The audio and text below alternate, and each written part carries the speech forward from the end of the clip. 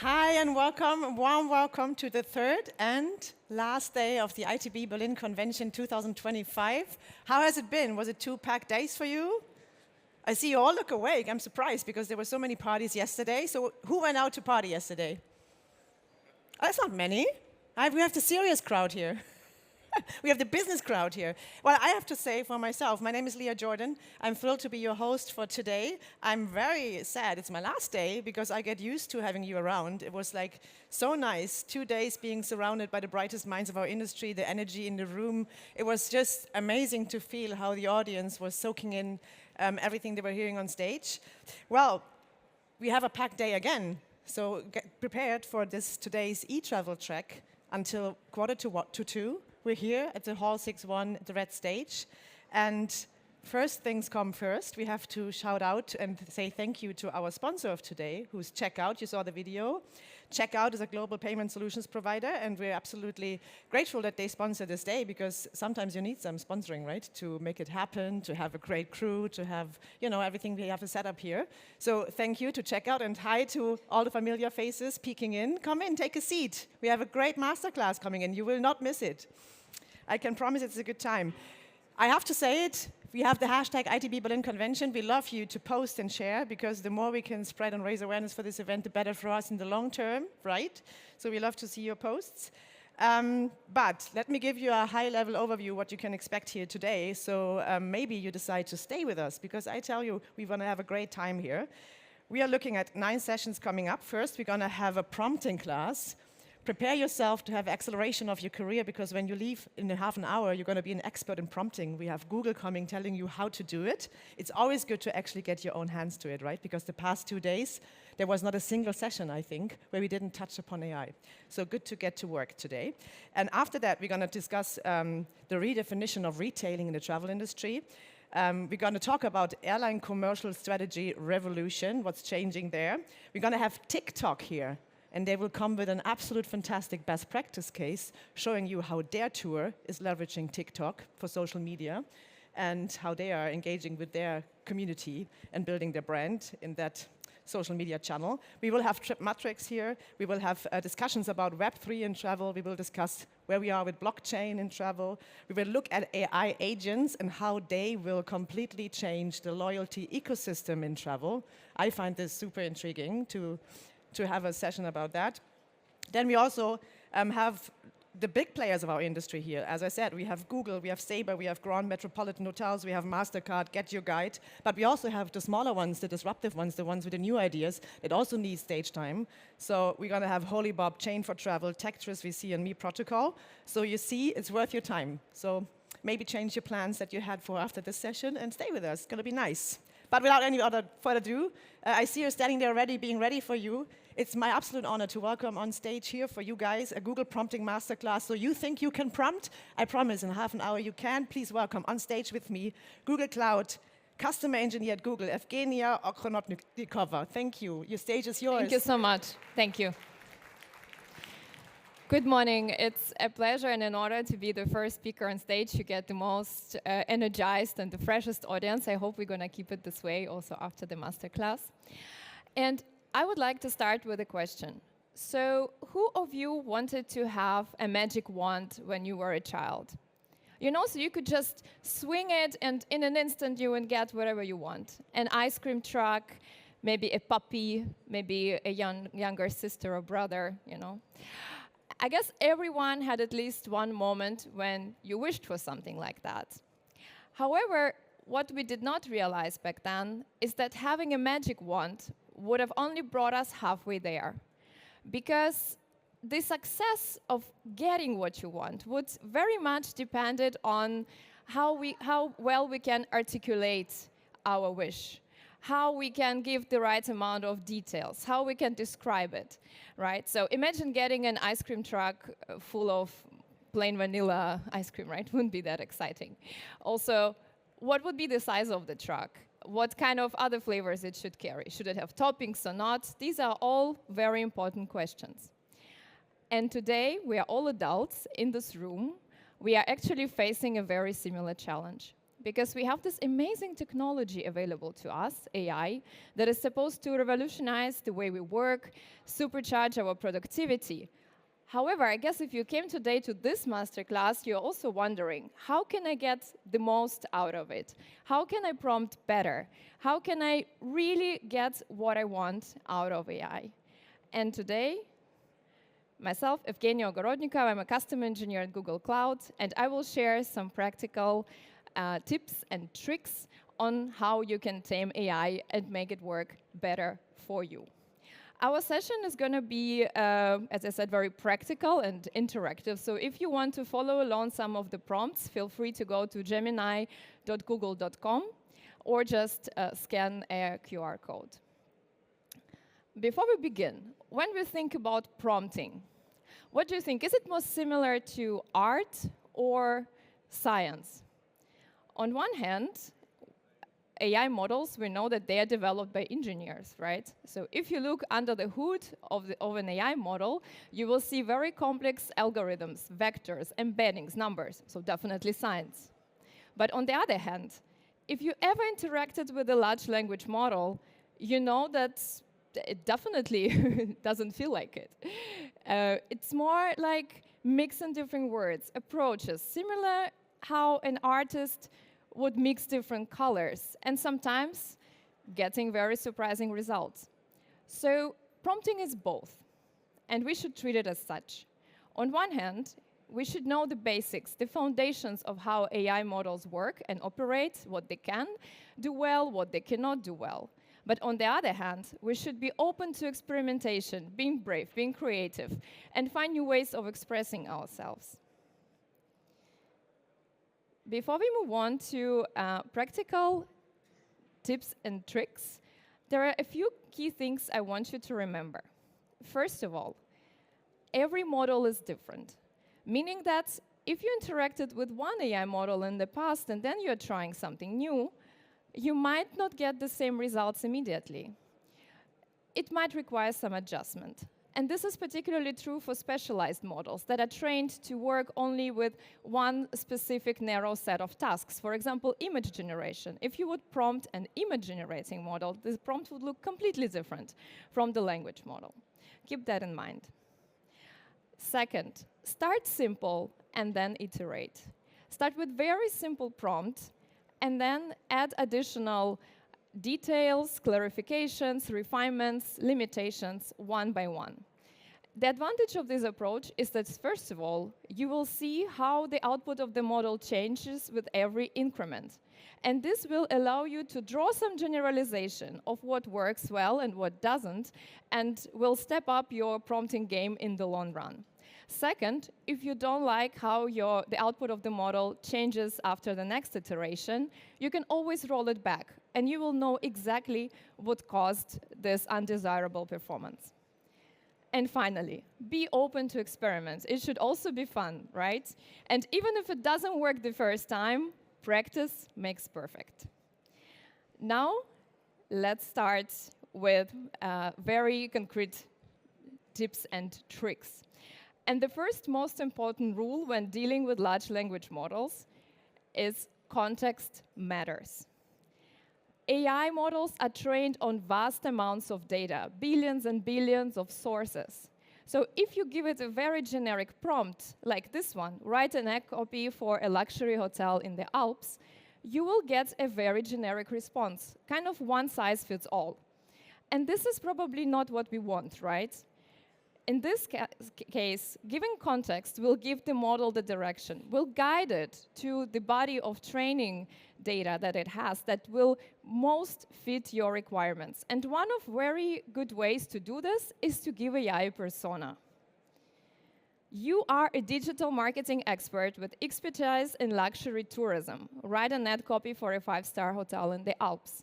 So here we give a persona to the AI model. It's same as giving an actor a role. It sets the framework. It defines the language. It gives idea to the AI model what additional inputs should be considered. And if you try writing these two prompts and looking at the output, you will see that with the second prompt, you will also get information about what marketing strategy does this ad copy help me to achieve, or what kind of visuals should I include next to this ad copy, and so on. So the perspective changes. Now, experimenting with personas can be really, really fun. You do not have to even limit yourself to the real personas that exist in the world, right? You can also combine features that might not exist in the same persona in the real life. By the way, all images are AI generated as well, and my favorite is the social media influencer that creates the travel content. In other words, think about it the following way. If you have a task at hand, who would be the best person in the world to do this task for me? And give this persona to AI model. Now, if you are a frequent prompter, you might find yourself at some point typing same prompt over and over again. Or you might be using same persona over and over again. Is there a way to reduce this repetition and to make this process more efficient? Yes. You can do this by using gems. What are gems? In the context of Gemini, Google Gemini model, gems are customized versions of this large AI model, and they are customized for you and by you. The way it works is the following. You give instructions to the gem once, you set the goal, the objective it should achieve, give all the context, and then every time you interact with this customized version of the AI model, you don't need to repeat yourself. You can give it the task straight away, and it will follow the instructions you set when you created it. I can tell you about the gem that I use most often. I'm not a native German speaker, so sometimes I have struggles when I interact with my customers or colleagues in writing in German. I would say der, die, das kind of challenges. And I created a gem who's called Franzi. And now it's time you meet her. Franzi is my best friend. I use it really, really often. So if you are at gemini.google.com, you can go on the left pane to the gems section and to Gem Manager. This is where you can find the gems that are pre-created for you by Google, and where you can also create your custom gems. So let's look at what instructions I gave to Franzi. First of all, I set the main objective. Your main objective is to help me communicate via email, chat, with my German-speaking colleagues and customers. Then I specify what kind of tasks I will give to this gem, and I also specify what the tone of my messages should be like. It should be friendly and professional. I also give it context that I refer to most of my stakeholders per du in German or informal you in English. That would be, and I highlight that my communication should be precise and crisp, and if it encounters any abbreviations, it should assume that they are from the field of cloud computing. So you can imagine how much time I save every time I want to get a quick translation of a sentence or email to make it sound, let's say, more precise and more correct in the German language. Now, Franzi is a gem whose main task is translation. However, what you can also do with gems is that you can give them their own knowledge base. There is a possibility to add files and give instructions to the gem to only reply to your questions based on these files. This way, you can also give AI knowledge that it doesn't have in its training set, but this is specific to you and to your needs.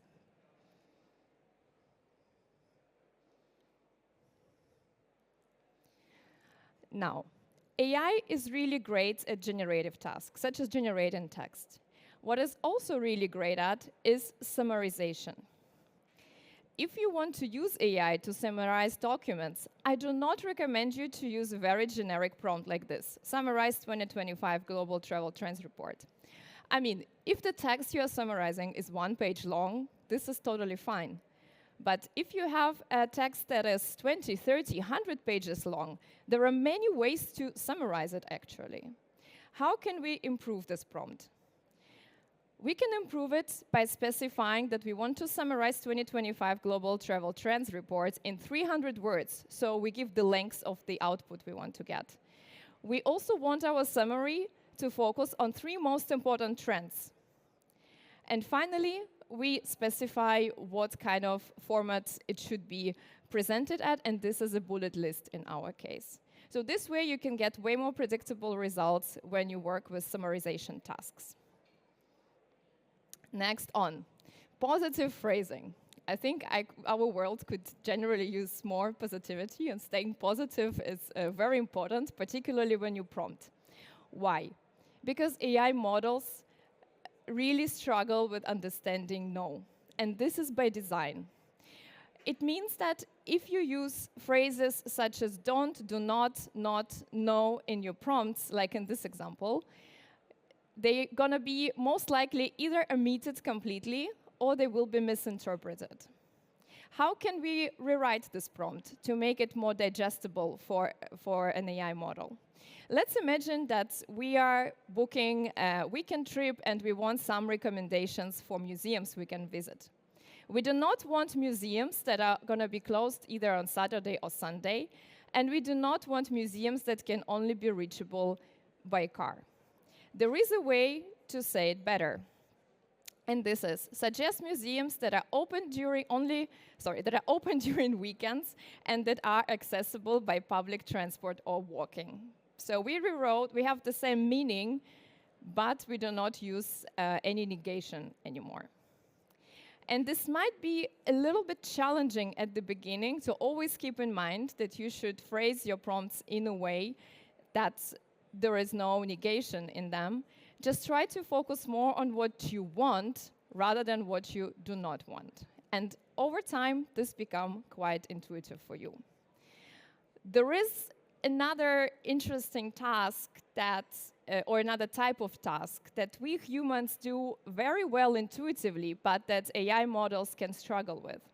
And this is dealing with complex tasks. And we do not even realize how many decisions, how many complex tasks our brain processes every day.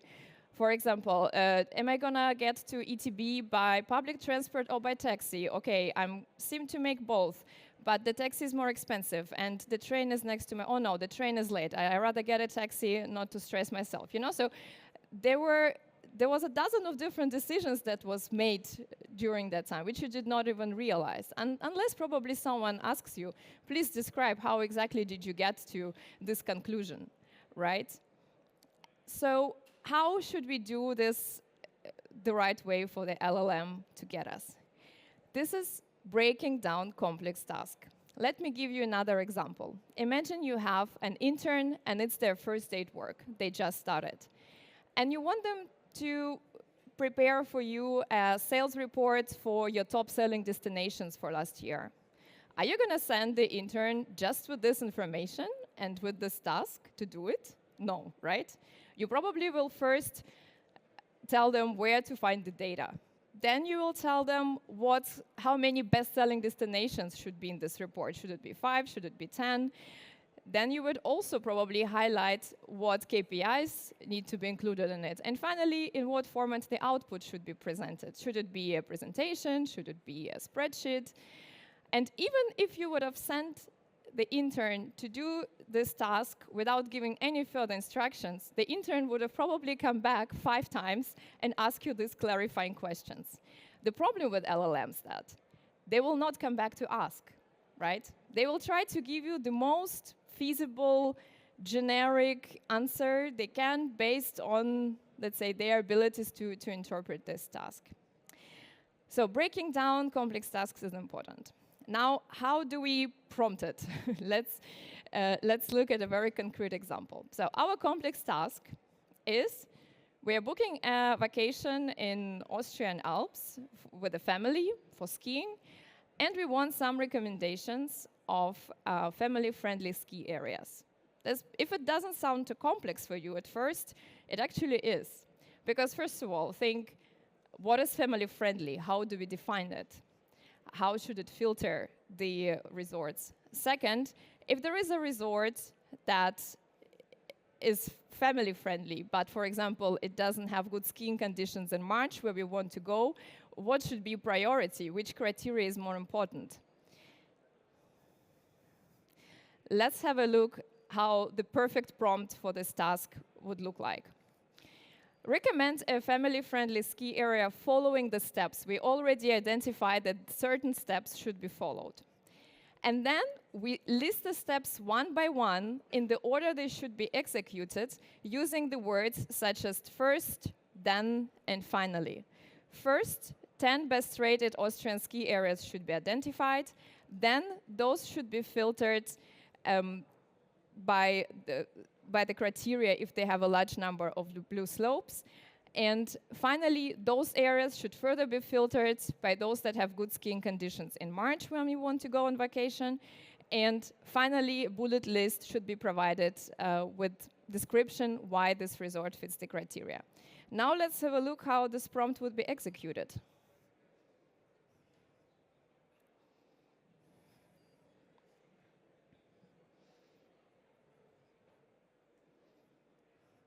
As we see, the model follows our steps exactly in the same order as we ask them to. And this has several major advantages. First of all, the response of LLM is not a black box anymore, right? You can actually see how it came to this conclusion.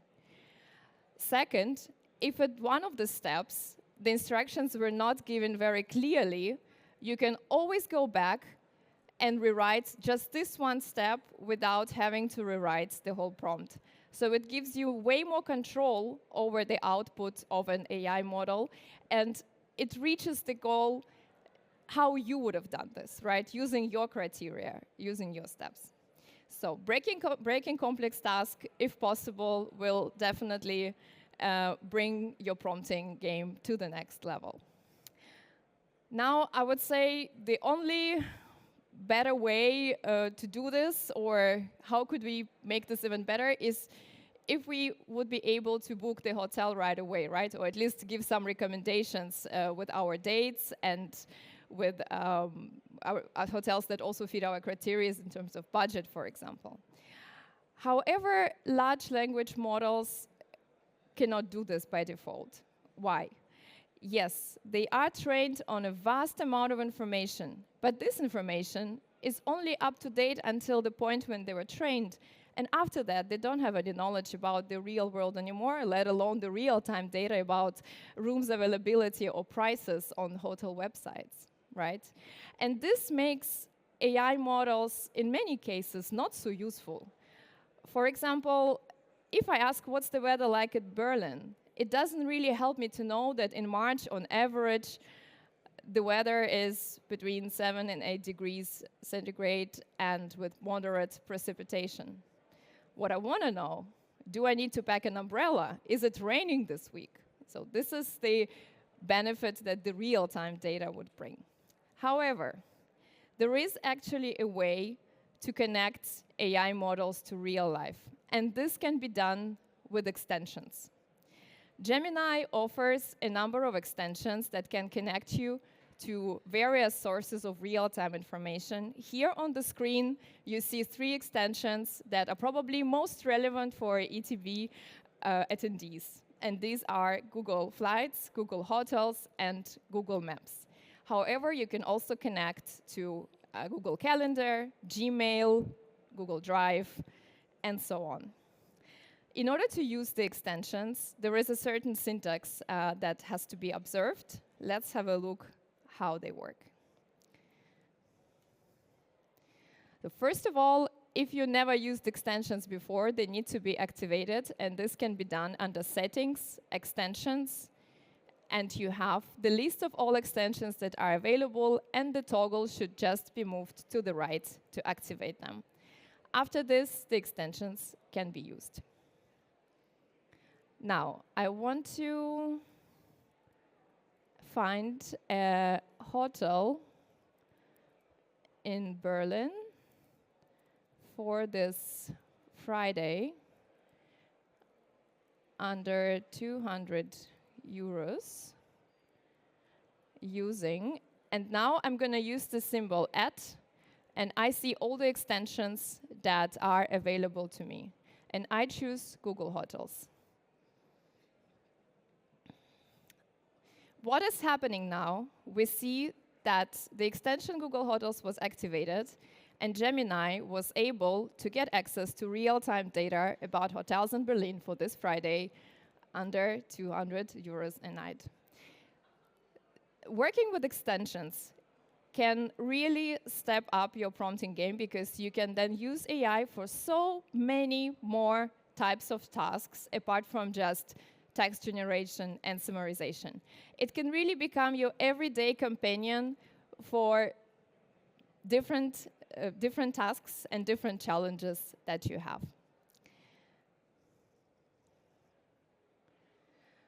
So this sums up our masterclass today. I hope the tips and tricks that you learned will be helpful for you to tame the AI models and to bring your prompting skills to the next level in order to get what you want from this amazing technology. And just remember, the magic wand is here, and now you just need to prompt. Thank you. That's